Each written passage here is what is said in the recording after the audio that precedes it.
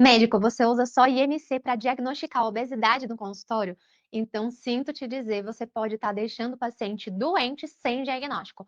Ou pior, rotulando sem critério. Nesse vídeo, você vai aprender o novo modelo clínico para diagnosticar a obesidade, com base nas diretrizes da ABESO de 2024, usando os critérios objetivos, práticos e atualizados. E mais do que um protocolo, você vai entender como aplicar esse modelo no consultório para estruturar um acompanhamento de verdade. Um acompanhamento que justifica retornos regulares, contínuos, aumenta a adesão do paciente, porque ele entende que o cuidado vai além do peso e transforma aquele paciente que só queria renovar a receita num paciente fidelizado, que valoriza a consulta e confia no cuidado a longo prazo. Mesmo que você não tenha bioimpedância, mesmo sem equipe multidisciplinar, é possível sair do raso e finalmente ter uma conduta que faz sentido clínico e um sentido financeiro também. Sou doutora Priscila Fiorelli, médica formada e especializada na USP, docente no Einstein, e nesse canal ensino médicos a fidelizar pacientes crônicos, gerando uma renda previsível e sem sobrecarga. Então, se você é médico, já se inscreve aqui no canal para não perder os próximos vídeos. Nesse vídeo, você vai aprender os novos critérios clínicos para diagnosticar a obesidade.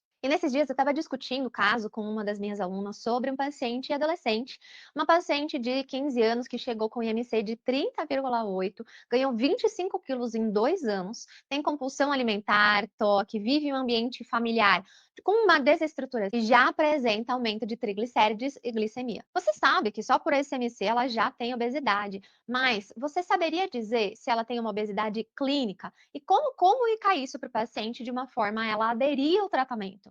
Deixa aqui nos comentários o como você classificaria esse caso e vamos ver se você muda um pouco a sua abordagem de acordo com os novos critérios. Com os novos critérios de obesidade, a obesidade ela não depende de outras doenças para ser considerada uma doença por si só. Ela por si só já é caracterizada como uma doença. E nesse caso, o IMC agora ele serve como uma triagem e não como diagnóstico. O diagnóstico definitivo exige a confirmação do excesso de gordura corporal e a presença de disfunção orgânica ou limitação funcional relacionada a esse excesso de gordura corporal. O fluxograma proposto tem 3 etapas. Na etapa 1, faz uma triagem, então, por exemplo, IMC mais do que 25 em adultos, IMC maior do que o percentil 85 em crianças e adolescentes, você já tem aí esse critério de aumento de IMC. Mas, além disso, nessa etapa de triagem, você também vai considerar uma suspeita clínica. O que é uma suspeita clínica? Por exemplo, uma esteatose, uma acantose, apneia, fadiga. Todas essas são alterações que podem estar relacionadas ao aumento do tecido adiposo. Por isso que na triagem você vai considerar o IMC elevado, e isso não só o IMC de obesidade, que tinha no critério anterior, mas qualquer IMC aumentado, mesmo de sobrepeso, e também suspeita clínica pode entrar como um critério de triagem. Na etapa 2, você vai ter a confirmação do excesso de gordura corporal. Como você pode fazer isso? Por exemplo, com a circunferência abdominal, em que mulheres acima de 80 centímetros, homem acima de 94 centímetros já é aumentado. Também com a relação cintura-estatura maior do que meio. E se você tiver disponível, pode usar a bioimpedância. A bioimpedância, você vai avaliar a gordura corporal acima de 30% em mulheres ou acima de 25% em homens. Também é possível você pedir, por exemplo, um exame de densitometria de corporal, um DEXA, onde você tem também essa avaliação de gordura. Na etapa 3, você faz uma avaliação clínica. Quando existe uma condição onde não tem repercussões, ela é considerada como pré-clínica. Então, se a pessoa ela tem o aumento da adiposidade, mas não tem repercussões clínicas, o critério diagnóstico classifica como pré-clínica, uma obesidade pré-clínica. Agora, se tiver o aumento do tecido adiposo e, além disso, tiver repercussões clínicas, você considera como uma obesidade clínica. Quais são as disfunções clínicas? Disfunções metabólicas, mecânicas, psicológicas e até limitação funcional. E talvez você pense, mas eu não tenho bioimpedância no consultório, como é que eu vou fazer?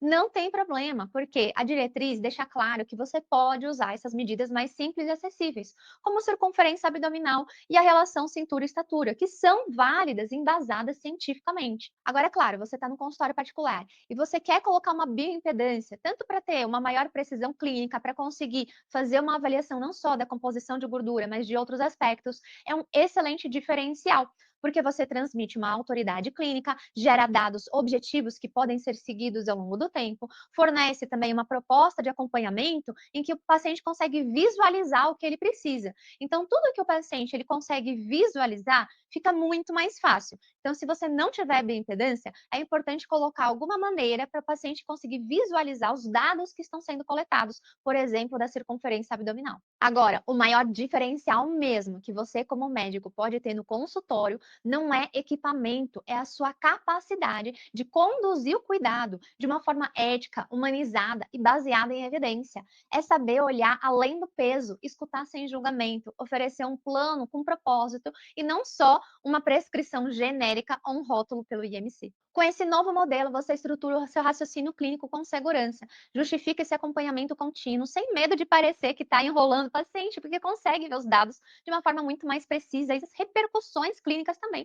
E mostra para o paciente que a obesidade não é só estética, é doença com critério, cuidado e ciência. Essa abordagem não só melhora os desfechos clínicos, como aumenta o vínculo com o paciente e transforma uma consulta, que seria uma consulta pontual, em um acompanhamento completo, onde você consegue gerar valor para o paciente, você gera uma maior transformação, um maior impacto. Então, não funciona mais aquele jeito de você só olhar o IMC, entregar uma prescrição e falar simplesmente muda os hábitos e aí marcar uma próxima consulta só depois de exame. Isso daí é um atendimento centrado em doença e não na pessoa. É superficial, desmotivador e reforça a ideia de que o médico é apenas um carimbo para pedir exames e prescrever remédio. O que você pode fazer é mostrar essa autoridade com um raciocínio e condução clínica, fazendo parte de uma abordagem clínica completa, estruturada e profundamente humana também.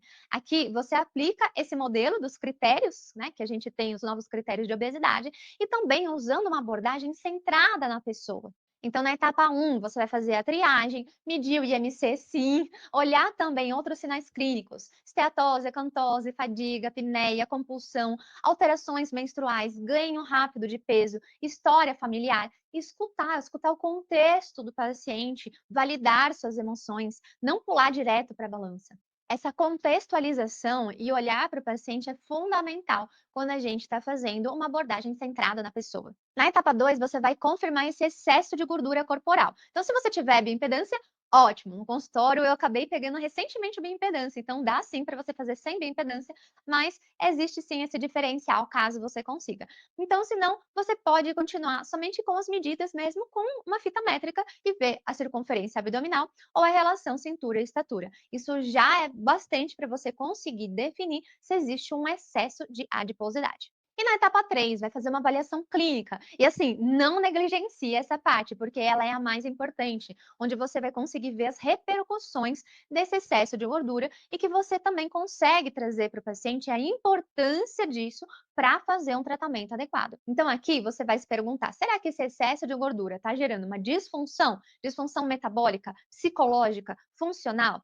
Então, vai olhar os exames laboratoriais, também ver presença, né, de resistência à insulina, dislipidemia, hipertensão, apneia do sono, outras condições associadas, mas vai além do corpo. Avaliar também o sofrimento emocional, autoestima, isolamento, compulsão, o impacto escolar, social e familiar. Isso também é critério para ver uma repercussão clínica gerada pelo aumento do tecido gorduroso. Esses aspectos psicossociais estão agora fazendo parte como uma repercussão clínica considerada dentro do diagnóstico de obesidade, para você considerar no diagnóstico de obesidade clínica. Por isso que, além dessa importância dessa relação médico-paciente, você fazer uma consulta mais humanizada, você vai conseguir dar diagnósticos mais precisos. Por exemplo, para investigar disfunções metabólicas, sem necessariamente entrar direto nos exames, você pode, na sua condução clínica, perguntar: você sente que anda mais cansado, mais cansada, com menos energia do que estava antes?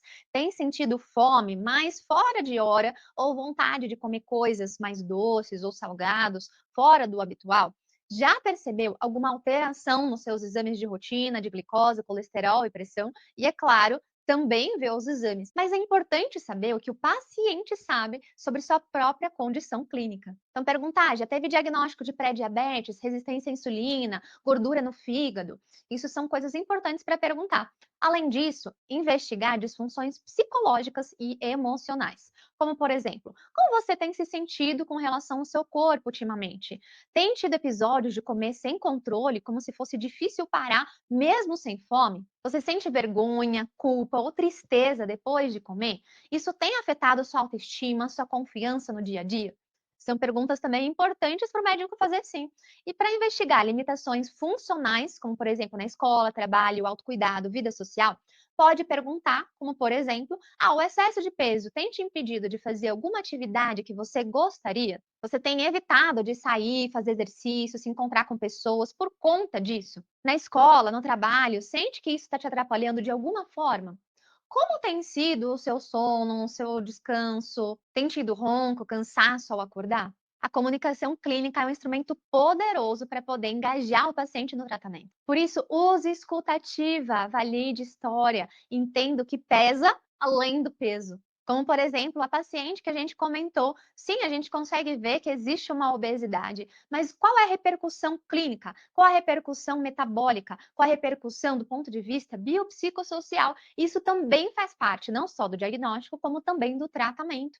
Com esses novos critérios, além de, em alguns casos, algumas pessoas que são consideradas, por exemplo, como sobrepeso, podem ser consideradas como obesidade clínica, mesmo as pessoas que já teriam esse diagnóstico de obesidade também conseguem ter uma ênfase nessa visão biopsicossocial. E com isso a gente entende que na hora de tratar uma paciente assim, por exemplo, não adianta olhar só o peso, não adianta olhar só o IMC, a gente tem que ver a pessoa como um todo, tanto fisicamente, emocionalmente, socialmente, e não ficar colocando culpa em paciente, senão isso só aumenta a chance de ter resistência no tratamento, além de não gerar empatia, né? Então, no plano de cuidado dessa paciente, por exemplo, a gente conversou como ter um foco, sim, na redução da compulsão, melhora da autoestima, organização familiar, reunião familiar, pensar em prioridades, como, por exemplo, a saúde mental, psicoterapia, a rede de apoio, uma educação alimentar de uma forma mais progressiva, mais leve, sem necessariamente ficar tão apegada só ao peso em si, mas considerando todo o contexto. E, claro, sempre que necessário, a gente introduz aí também prescrição farmacológica no acompanhamento. Só que o que é importante aqui é a gente colocar não só metas do IMC, mas outras metas, porque pode ser que a primeira coisa que vai melhorar não necessariamente seja o peso ou o IMC, pode ser que comece a melhorar a questão de autoestima, a questão de autoconfiança. Enquanto a gente não olha, enquanto a gente não valida esse aspecto, a pessoa ela vai achar que não está melhorando e isso diminui a chance de continuidade. Sendo que melhorar a obesidade não é só melhorar o tecido adiposo, é melhorar a condição de vida da pessoa. E você pode começar já com seu próximo paciente, incluir medida de peso, altura, circunferência abdominal e, além disso, perguntas dessas questões clínicas e biopsicossociais. E, a partir disso, fazer uma educação em saúde e um plano de cuidado estratégico e humanizado. E assim o médico consegue fidelizar os pacientes com muito mais